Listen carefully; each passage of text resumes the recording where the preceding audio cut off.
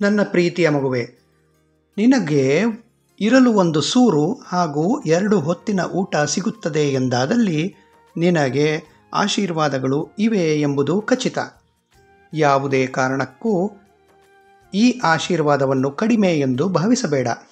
ಬಹಳ ಜನ ಮನೆ ಇಲ್ಲದವರು ಇದ್ದಾರೆ. 2 ಹೊತ್ತಿನ ಊಟಕ್ಕಾಗಿ ಪರದಾಡುವವರು ನಾನು ನೋಡುತ್ತಿದ್ದೇನೆ. ನಿನ್ನಿಂದಾದಷ್ಟು ವಾತಾವರಣವನ್ನು ತಂಪಾಗಿರಿಸಲು ನೋಡು. ಸಸಿ ಗಿಡಗಳನ್ನು ನೆಡು. ಏರ್ ಕಂಡೀಷನರ್ ಅನ್ನು ಆದಷ್ಟು ಮಿತವಾಗಿ ಬಳಸು. ವಾಹನಗಳನ್ನು ಬಳಸುವುದಕ್ಕಿಂತ ನಡೆದುಕೊಂಡು ಹೋಗು, ಇಲ್ಲವೇ ಸೈಕಲ್ ಅನ್ನು ಉಪಯೋಗಿಸು.